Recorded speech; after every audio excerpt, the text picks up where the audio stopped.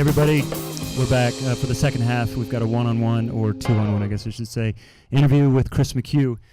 Chris McHugh is one of the most sought-after drummers in the Nashville recording scene.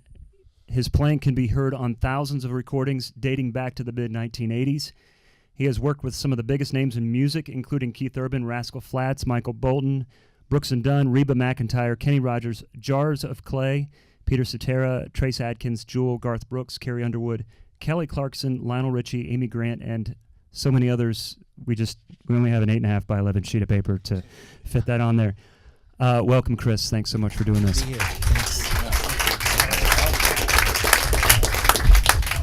So we wanted to start off with a question that was submitted to us by one of our Patreon members, Matt Middleton. How do you approach? What's up, Matt? What's up, Matt? How do you approach playing on a conceptual level in a way that's different now than it was when you began your career? Is there something specific, i.e., a moment, a recording, a word of advice, etc., that served as a watershed moment in your growth as a musician? Oh man, boy, that's a lot. I would say, one of the key moments was one of the first sessions I did. Not in Nashville. This is up in like Conshohocken, Pennsylvania, like right outside of Philadelphia. And I showed up to the session. I had a big chrome over wood Slingerland kit with two 24-inch kicks, and the toms were like 12, 13, 15, 16, 18. And at that moment, the engineer said to me, you ought to sell that crap and get like a little Yamaha recording kit. That's one of those moments. But I mean, there's a lot more, so what is interesting about that conceptually is the focus was on tone. Don't, you can, maybe use all this stuff live or something like that. But, for here, this is a different thing. This is different than whatever you've been doing, playing with your band or whatever else, And what's funny is I think I actually just used the house kit, which was like maybe a mid-'60s Ludwig kit that had Evans hydraulic heads and no bottom heads, and this is a long time ago. So that was kind of the thing. So yeah, I mean, gosh, there's that. There's a lot of usually with engineers, that was kind of the thing of like those sort of epiphany kind of moments of like I had the real fortune to when I was in that band Whiteheart, the engineer who's now one of the most very famous world-class engineer, Jeff Balding, but at the time we were all kids. I mean, he's a couple of years older than me or something like that, but a couple of those records that we did, we spent 2 days on drum sounds, and we tried every combination of head and tuning and that you can imagine, and it was I've carried that my whole career, just what I learned in those situations with him. So much with home recording, like it's sometimes it's hard to remember. We've talked about this in other podcast episodes, that when you're actually taking the whole day to find that perfect spot to put your snare drum, put the microphone on the snare drum to get that sound in your own studio is worth it. It can be, or it can be like a really great trigger for something else. Sorry, that was I think Travis laughed first. Oh man. I'm gonna love you like nobody loves you, and I learn your trust making memories. For sure, the just learning, and trying different sounds is a very interesting thing, because I mean, that stuff you do try at your home studio, you can offer those suggestions, if the time is right, the engineer is willing of trying some different things, Mm-hmm. But it's to be specific, there are certain things that I learned even about kick drums, that there are certain kick drums that work that have so much more low end if you actually point the mic more towards where the head and the shell meet, as opposed to having it go straight on to the beater. So that's a easy hot tip for you drummers out there. Like, so, just spin it about, I don't know degrees. What is that, 45 maybe? Travis, you're a builder. So, you what you're doing is, the element, you're just going to turn it off axis 45 degrees and just point it kind of where your snare drum probably really is. And there's usually a lot of low end kind of hiding in there. Wow. So, but that's stuff that you can find out too. Just, right. You don't really need incredible gear to do that. You just need a mic and GarageBand, so. And time. Figure that stuff and know that it's worth it. Yeah. Worth it to do. Right. And you said you took 2 days with this engineer. Yeah, with Jeff. Yeah. Right. So I think the substitute for that now, I mean, most drummers don't have the luxury to do that kind of thing anymore. Those they're gone on. I don't know. Maybe there's some rock bands that still do that, but for the most part, that era is over. Well, I guess my point is that that used to be kind of a team effort in the studio, but now it's up to us individually to figure that out. Yeah, in our room for our drums for whatever. Yeah, everybody's multitasking on that, and and it's fine. It's just you do have to do your homework and know what your gear sounds like and be open to suggestions as well too. There can often be really, really sharp people working at studios that are even the people that are kind of the assistants and stuff, and those are good people to pick their brains about on tones, because often those guys will work with a million different engineers all year long, and they have some interesting viewpoints on what works and what doesn't, and a cool thing they did on blah blah blah, and so just ask a lot of questions is good. And I feel like fewer drummers are sort of married to a single tone or a single sound the way they used to be, and a lot of us are gravitating more towards having kind of a portfolio or kind of an aesthetic in which you have a lot of different sounds to choose from. Do you see that happening, and have you gone that way with your sound?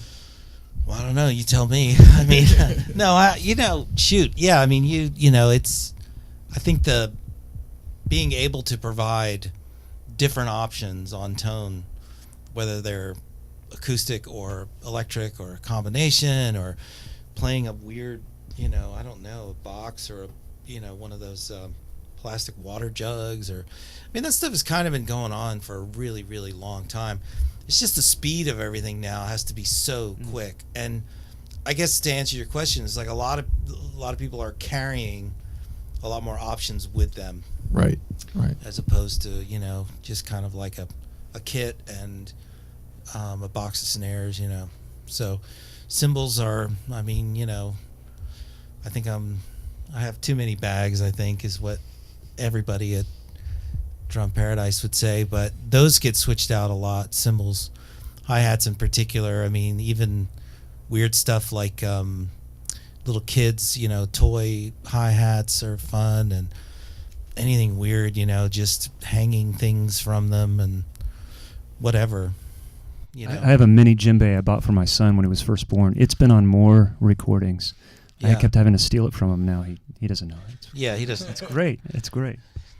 I want to bring up something that's kind of in line with this. I mean, you've mentioned a couple of times in some past interviews, I've heard you use this phrase, character of playing. Mm-hmm. Just if you could, maybe the personality of the player that you bring up. And I wonder if kind of in an age of digital recording and the way tracks are cut up and everything like that, how do you maintain this character of playing? Well, I mean, I think honestly you can't really get rid of it. It's between the notes, even when people are, I mean, it depends on how hacked up something is and whether they're doing full complete sound replacement on it, and it is that very like comical, almost gritting, I don't know, there are a few things that are just like, it's funny to me. It's like it's like the equivalent of watching a movie, that's been completely animated on top of live action, you know, it's like, man, that's a lot of work. But back to the character thing, it's, you know, man, I mean, still, so I guess to give an example would be,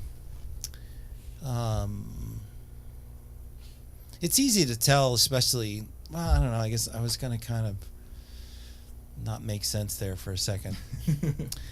We do that a lot. Well, yeah, we I don't mean, let it stop us. I think, I don't know, you know, I mean, to me, I grew up listening to people who had tons of character, you know, like Jeff Porcaro and Mickey Curry and John Bonham, and you know, I mean, the funny thing, like about even with Bonham, the Levee Breaks, you know, that thing has been put on 1 million records, and within itself, you know, it's been looped to itself. So, you know, that 2-bar phrase that everybody uses on that, but I mean, it still sounds like John Bonham, you know, I mean, and I think you just have to, you know, the biggies for me, I guess I would say, where people lose, you just have to try as hard as you can to play as tight as possible onto the grid, because you know, if you want those, people are going to move stuff.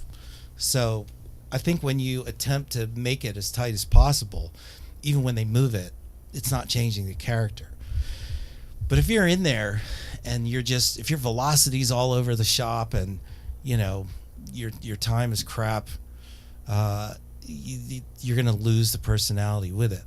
So, I mean, honestly, it's that thing of like, it comes down to kind of like one mic recording. Like if you, I would say advice would be to spend more time with just listening to yourself through the iPhone mic, just playing like a basic, you know, 8th note hat, you know, 2 and 4, and making sure that hits you in the same way that it does when, you know, Phil Rudd plays that. Right. And you just keep trying, and your character will come through that, you know. Right. You know, typically it's like the essence of sort of like your downbeats and your backbeats get lost if you have a habit of really hammering 8th notes on the hi-hat. There isn't a mic in the world that's going to grab those other notes. It's just going to keep getting shocked by where you're putting those 8th notes. So it's that kind of stuff, you know, to spend time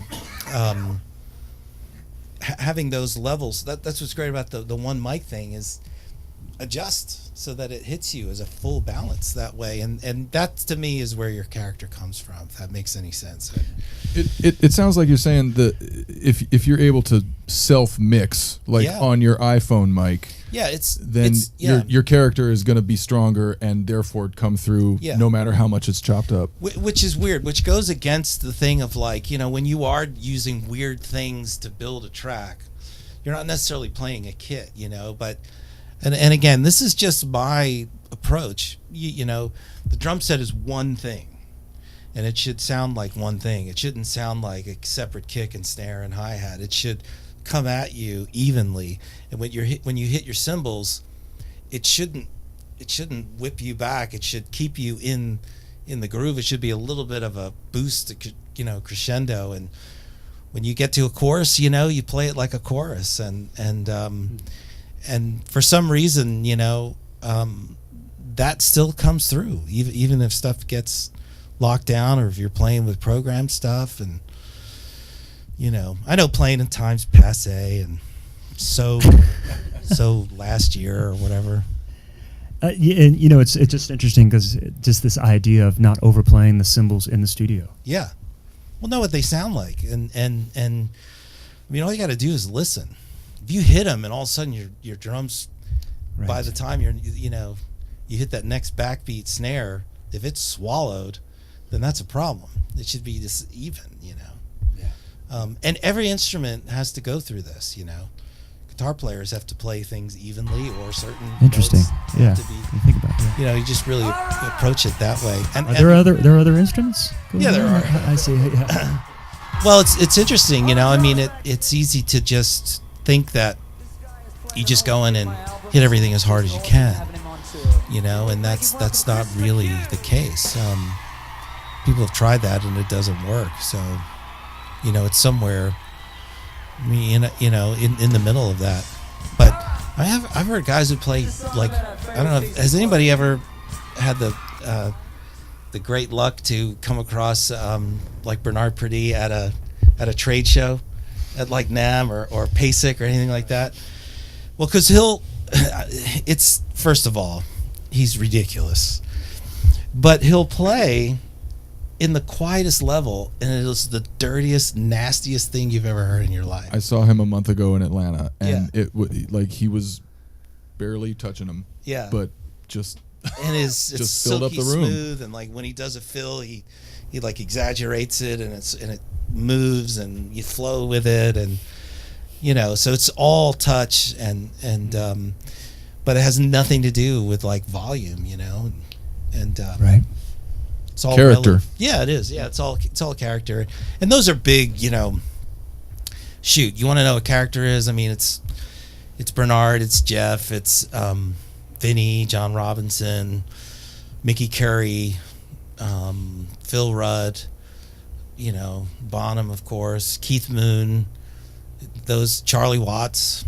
Yes, Ringo, it's all those players that when you hear them, you're like, I know who that is. Well, and they're and especially when they're just playing, like an eighth note rock beat. Right. So that's there. That doesn't that doesn't go away because someone else is playing it. You just have to find your own sound that way. Yeah. Am I? I think so. I think you are. Oh, well, you know what? I'm going to take this right here. Yeah, do it. There's a conversation I had just a couple nights ago with a young drummer here in Nashville, Jack Thomas Ankenbrook, I think is his name. We were talking about the idea of there being room for mentorship in a town like Nashville, for example. And does include like, painting your house and doing waxing laundry. Your car? Sure. Yeah, it might be. Well, I mean, if you're bored. And you've discussed this before about hanging with Larry London and that kind of mentorship going on. And I think we all have stories of different levels, short and long, of those mentorships that meant a lot to us. Mm-hmm. But he was saying something more. He was like, look, I'm like 23 years old, great player, 23 years old. I don't want to go through and make the same mistakes. I want to get to this. I want to hang out with these guys. And is there room for that these days? Oh man, I don't know. I mean, I guess so. I mean, sessions are a lot different now than they used to be too. It's like, there were there's room for it. I mean, for sure. You just have to be kind of, you have to make a connection somehow. Right. But, and I would say too, the mistakes are kind of the good stuff. That's where you learn, It occurred to me as I was asking that question that would be. Oh. Well, can you maybe go into a little bit about your experience with Larry? Well, yeah, I mean, so Larry so when I was in this group, Whiteheart, the bass player is a great bass player named Gary Lunn at the time.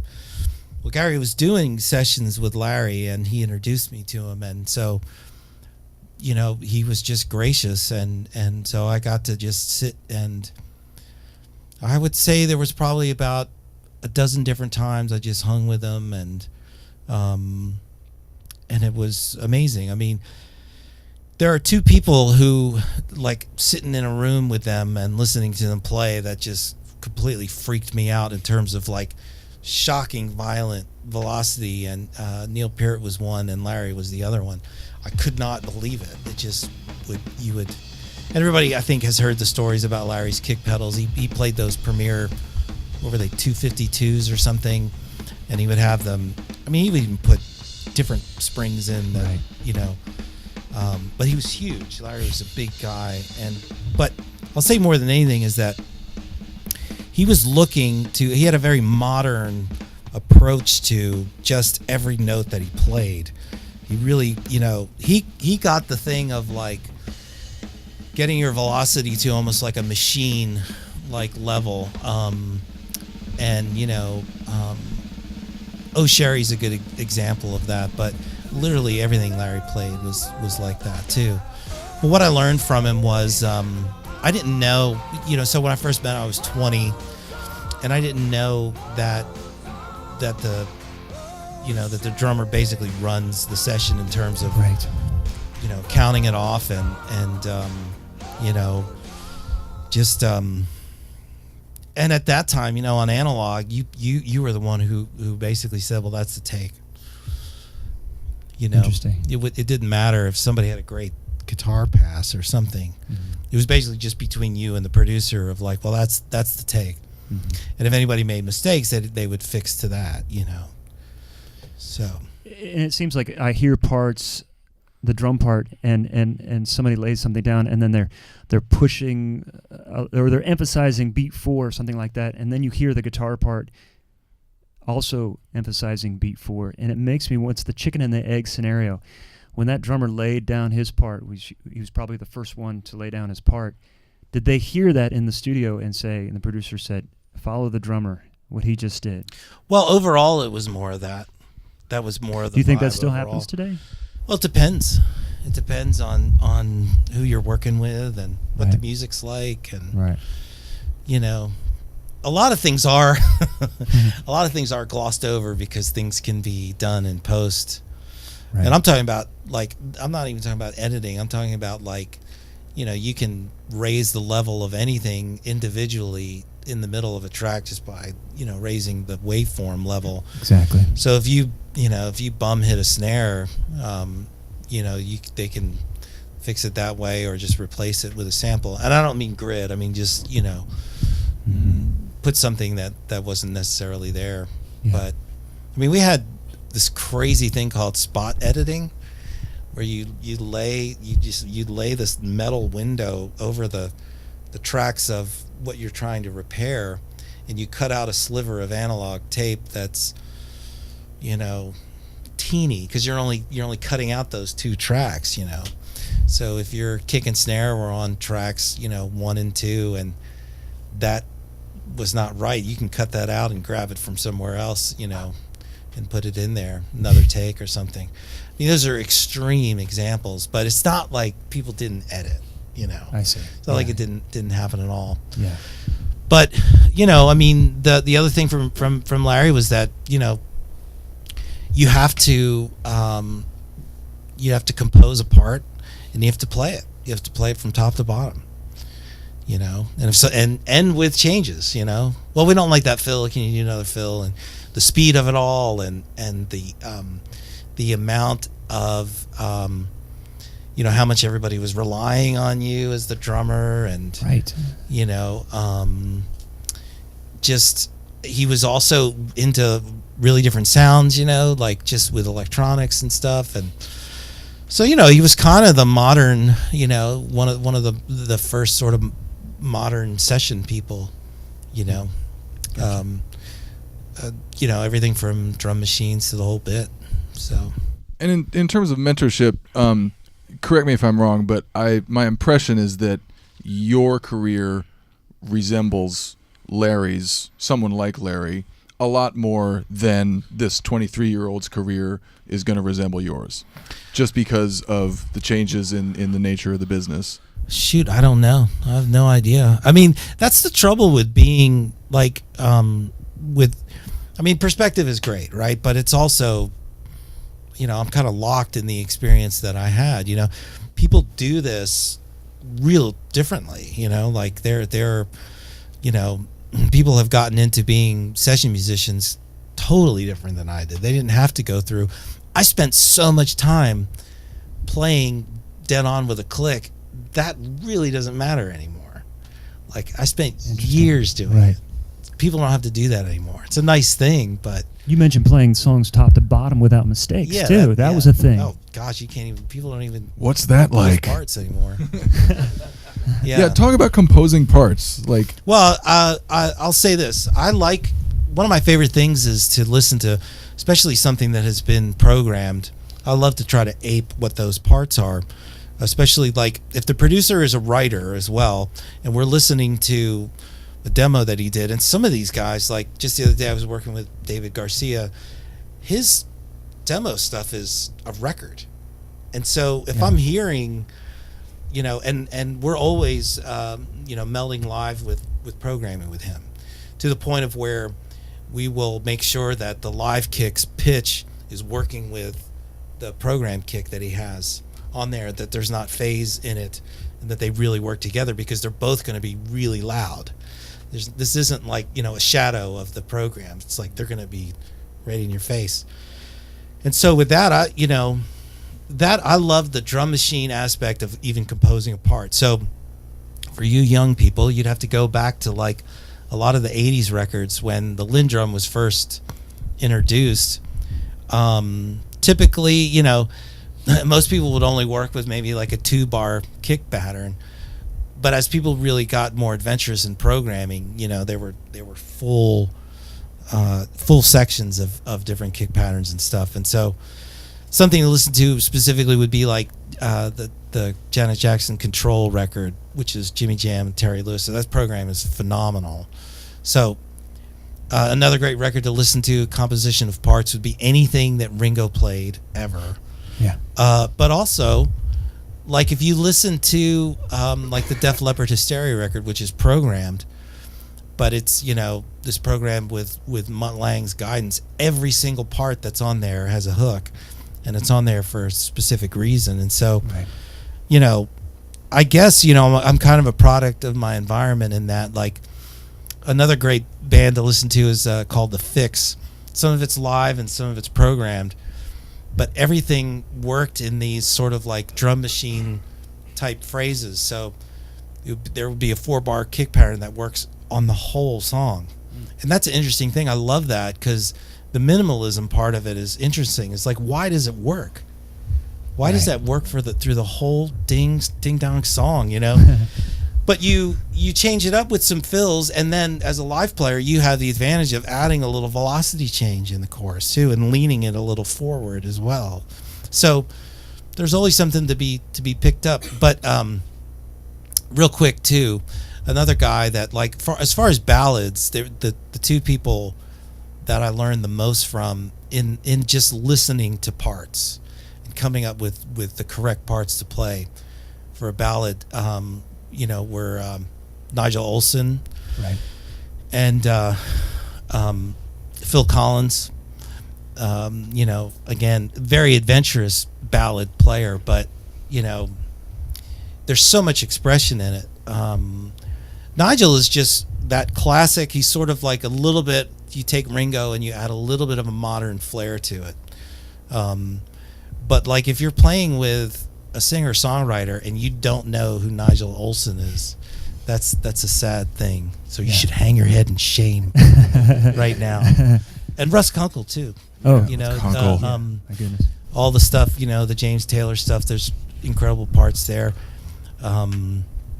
But it's just the idea of thinking about, you know, how something should build. You know, it should take you somewhere. It obviously, you know, depending upon the song, but typically, you know, in the normal pop format of arranging, and you know, everything that I'm working on, whether it's country or not or whatever, falls under the pop format of arranging. Right. You know, intro, verse, B section, chorus, turnaround, same thing, solo, outro, maybe double chorus maybe or something like that. So it has to flow. It has to do what it needs to do. And you learn what those parts are, you know. I mean, there's obvious things of you know, of if you're playing, if you can get away with just playing 1 and 3, see how far that carries you, and then, well, you may have to add 8th note pickup every 2 bars, you know, or something like that, and you know, it's just math. The more music I listen to and the more drum parts I dig into, it seems like the best ones, well, maybe not the best ones, but so many of them feel like the least amount of notes possible. Yeah, and I would say some of that's coming back. Yeah, for the most part. A lot of most of the sessions I've been doing recently are, especially the programming guys, are a real minimal kick drum now. It's interesting. Can I jump off that, what you're saying here? I've got an idea. Maybe we could do a couple and then throw something out to the front. So is there like a definable difference between working in Nashville or with Nashville producers and maybe an LA type producer? I mean, I know it can be anywhere. So, not anymore. Gotcha. Yeah, not anymore. It's there are, you get a feel for how somebody is producing pretty quickly. What's the most important thing? Right. But it's funny though, time is our enemy at this point now, because there used to be these producers that were so great at sort of letting things kind of percolate and get to a cool thing, and then it was, I would say, the equivalent of kind of jamming something out till you came up with something cool. But again, the budgets don't, that was that would happen in the days of when you could do a song a day. Oh, I see. But that's gone. So you said there's not much difference anymore between, right? Because they're I would say the way that people make records now, no matter what the genre is basically the same. Is that a good thing or a bad thing? I don't know. I mean, it just is. Is it a good thing for you? Oh shoot, I don't know. Grateful to be sitting here. I mean, how picky can you get? I don't know. I mean, I think when I was younger, I had more of an opinion about that. Of I think things should be like blank. I don't know. I mean, really, when you look back at it all, you're just working with what you have. Everybody, and people have were able to work on 4 tracks and come up with the most amazing things. Rubber Soul. Right, and so, I don't know. I would say for me now, I mean, to be doing this, in 80s, 90s, this is math. Yeah. So I'm entering into, this is midway through my 3rd decade of doing this, close to my 4th decade. So kind of happy to just be playing, Right. Just because it, I like it. So you have one more. One right more? there, and then we're going to hand off the mic here. Well, yeah, to wrap it up, what, you mentioned how long you've been in this business, how many artists you've played with. What right now is inspiring you? What's getting you jacked up about playing drums? I mean, man, it's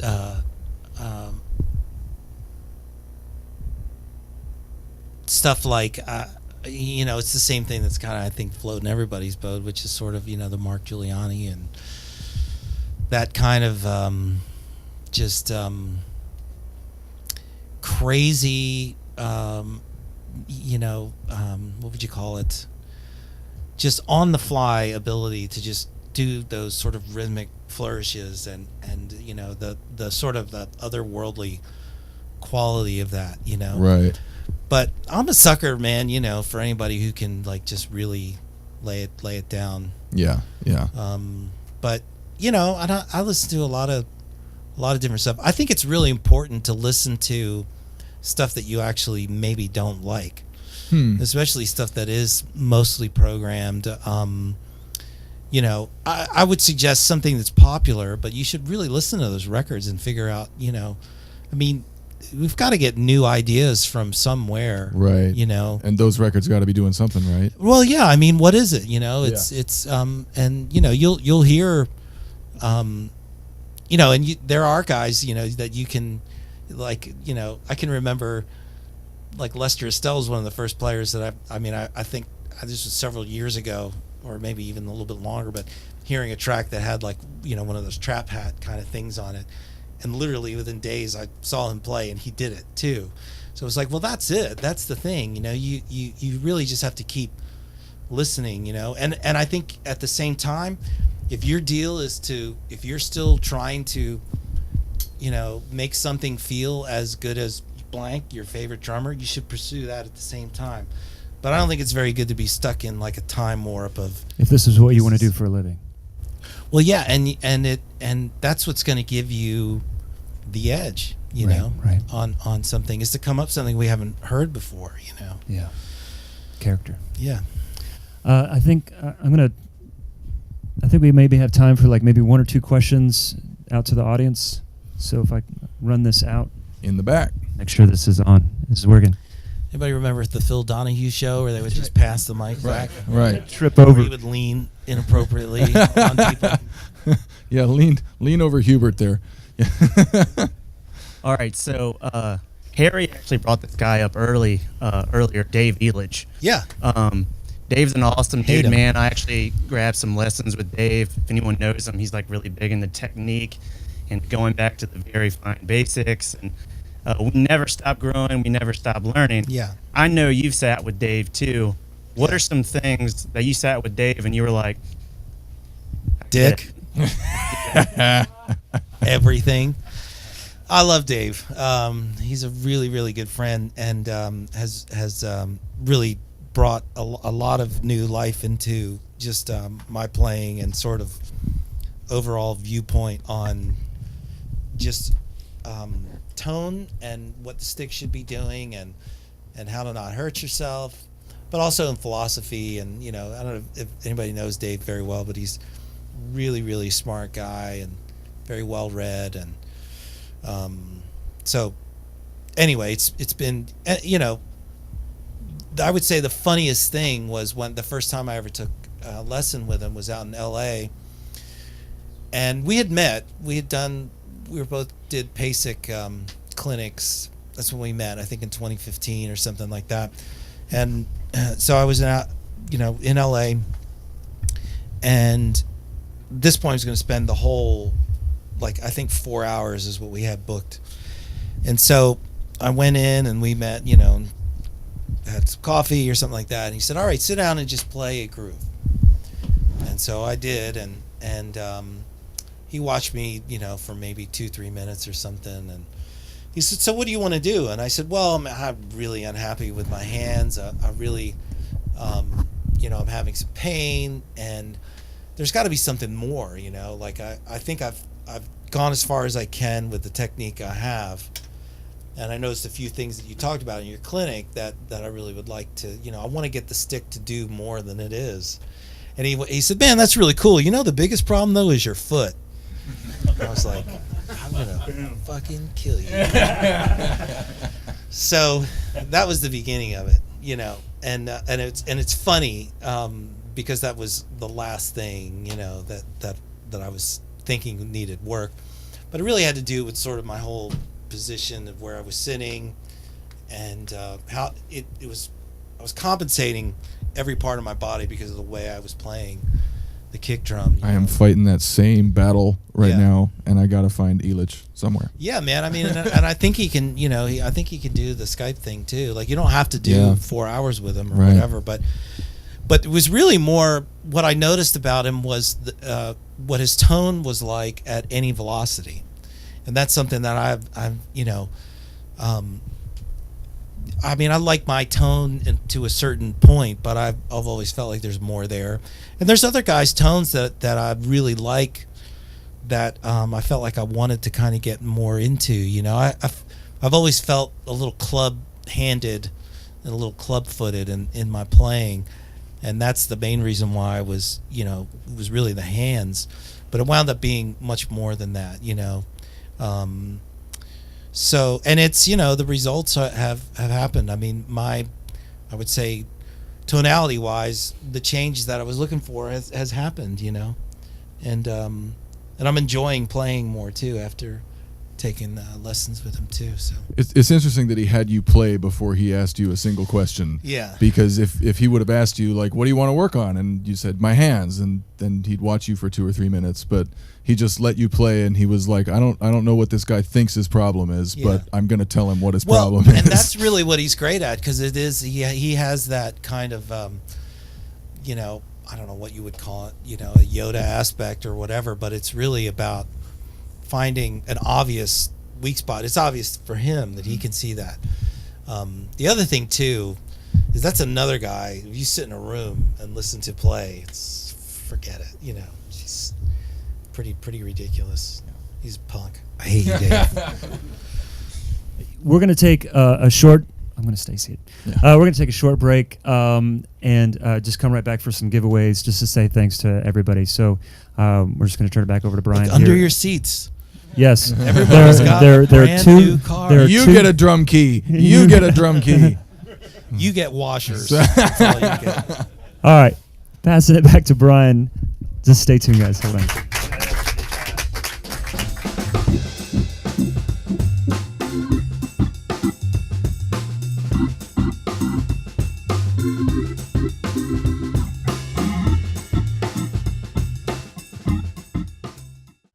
Okay, again, thanks, Innovative Drum Tech, Aquarian Drumheads, Harry McCarthy, and John Hall, and everyone here at Drumpad and Drum Paradise.